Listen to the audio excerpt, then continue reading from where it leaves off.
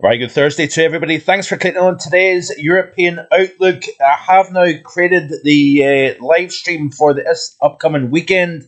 It is the all important and exciting European summer forecast release, as well as the 2025 Atlantic hurricane season forecast also. So there is going to be a link in the description below each video now for the rest of the week.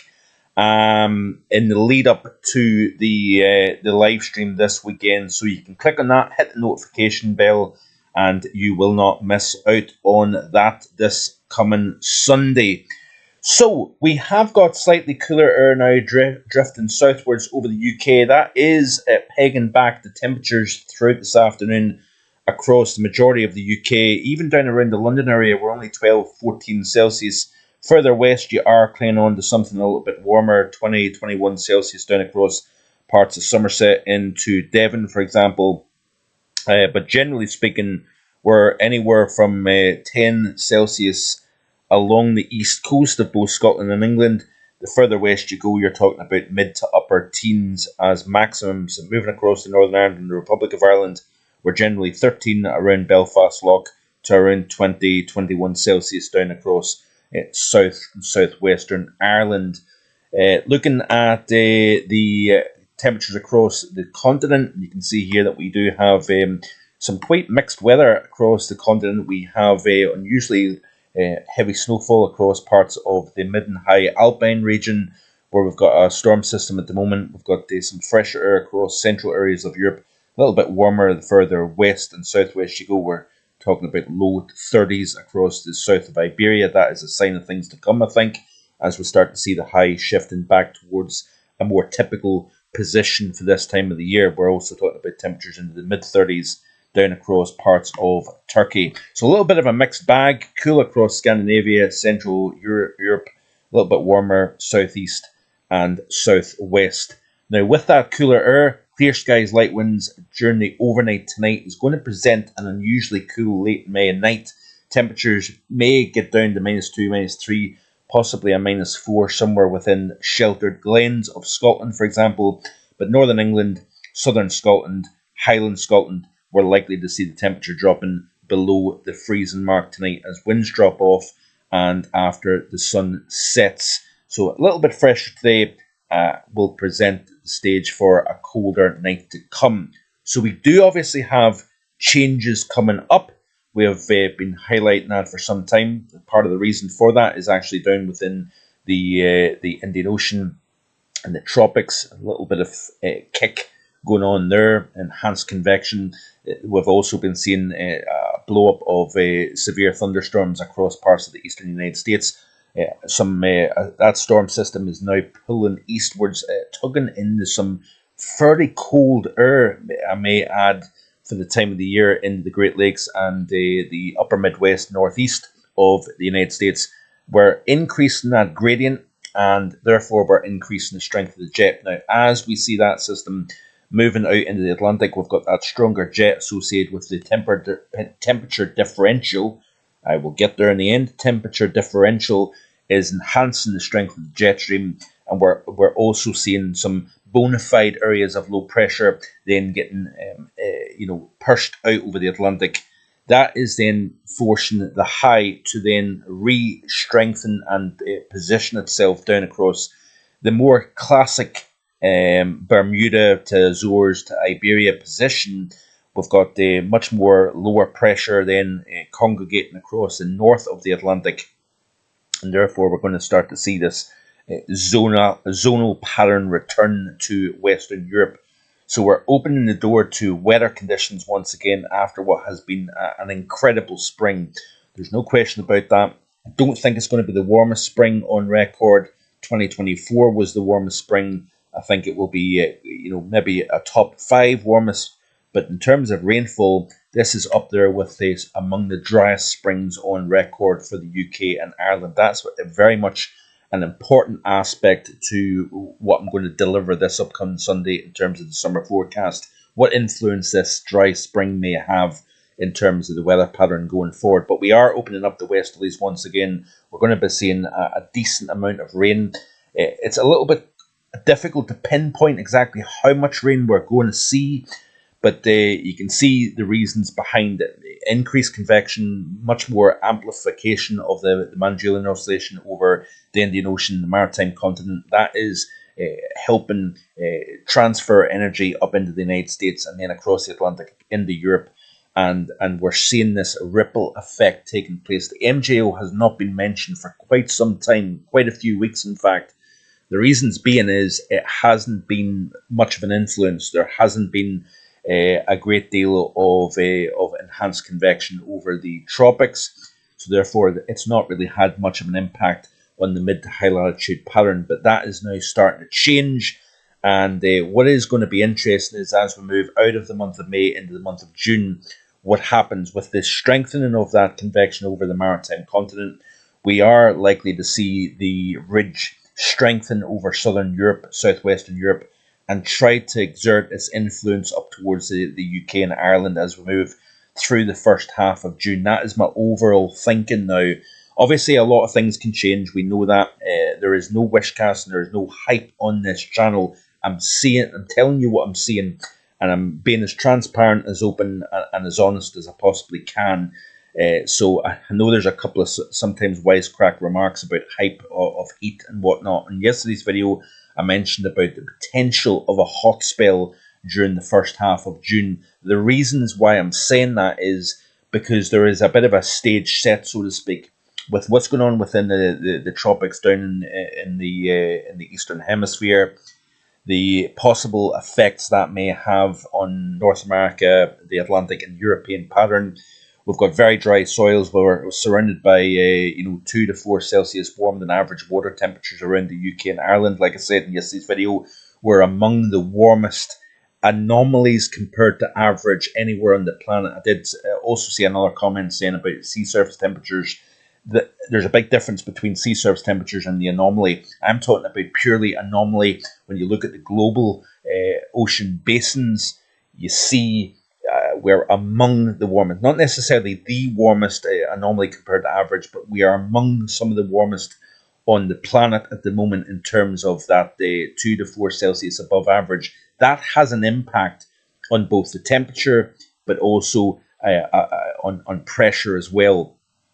So you see the cold getting driven south over eastern North America, the areas of low pressure that has been driving the severe weather, the tornado outbreaks, the deadly conditions here. Unfortunately, there's been a lot of deaths in the last 5 days or so across parts of the Mid-South and the Midwest due to tornadoes.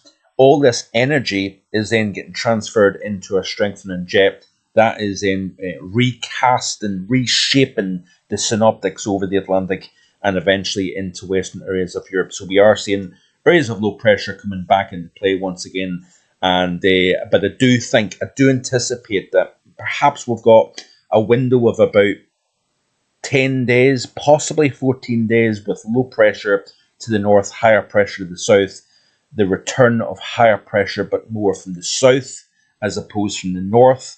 And obviously with dry ground, there's much more energy can go into directly heating the air as opposed to evaporating the moisture that's getting drawn out of the ground. We just simply don't have an awful lot of moisture in the ground to for the sun to evaporate. So therefore, it goes straight into heating the air. So anyway, that's the temperature profile, both the 850 temperatures and the mean sea level pressure across the Atlantic. So basically North America to the left of the chart. I've got a flying face. The Atlantic over the middle portion of the chart, and then Western Africa and Europe on the right hand side of the graphic. So chilly night to come. We've got another dry day tomorrow to come, and then essentially it's all change tomorrow night and in through the course of the weekend.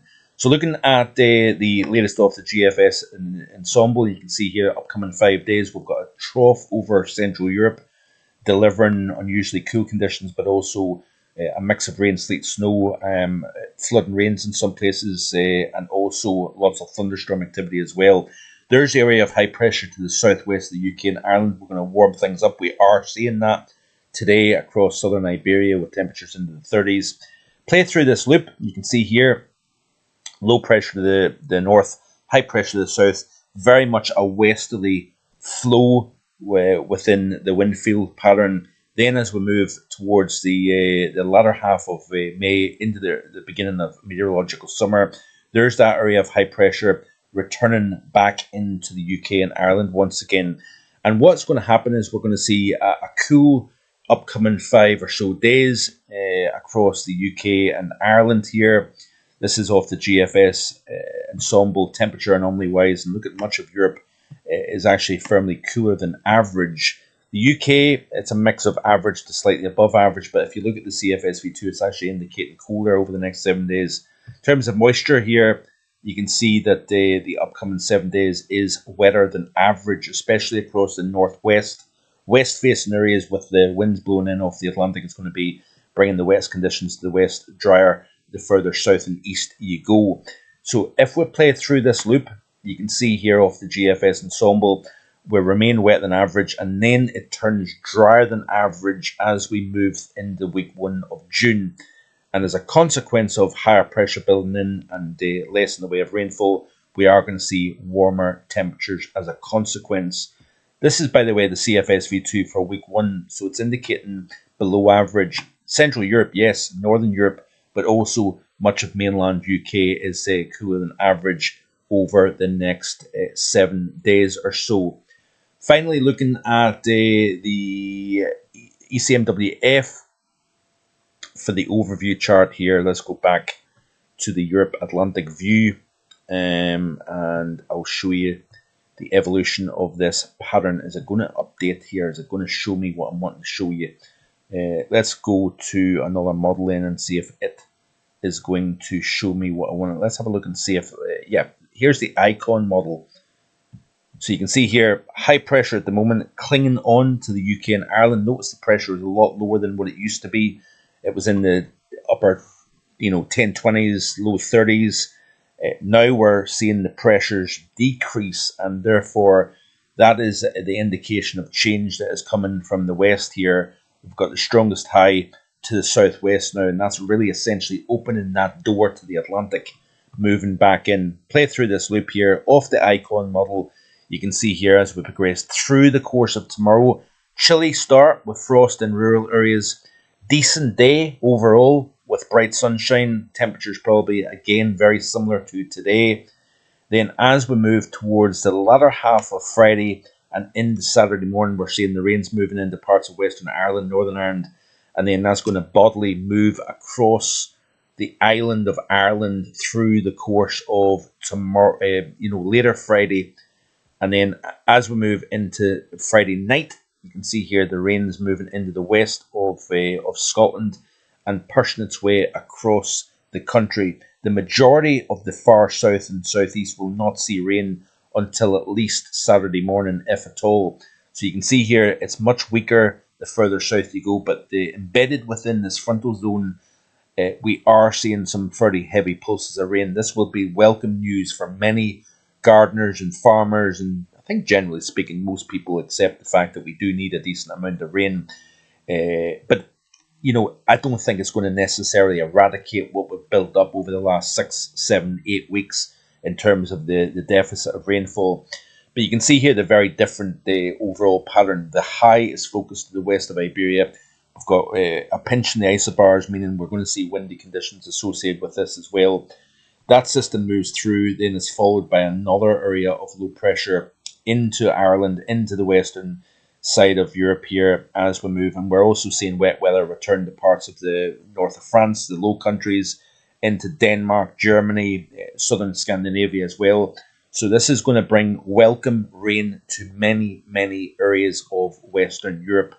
You can see here as we move through the course of Sunday, pressure even down to 988 millibars here. So my station I've only had 3 Mays so far, and the pressure has never been below 1,000 millibars. It looks as if that's going to change, by the way, as we move towards Sunday the 25th. And this is, of course, the day that I release the summer forecast. So, going to be very different on Sunday afternoon compared to what we've been used to.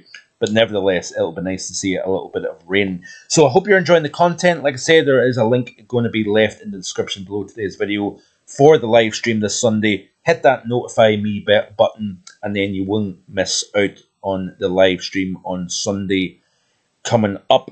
So enjoy the rest of your Thursday. I hope you're enjoying what you're seeing here in the channel. Content soon to be 7 days a week again. There will be 7 days. It was last week. It will be this week because there's going to be the global weather report on Saturday, followed by the live stream on Sunday. So busy days here on the channel. Hope you enjoy the rest of your Thursday, and I'll see you next time with more. Bye for now.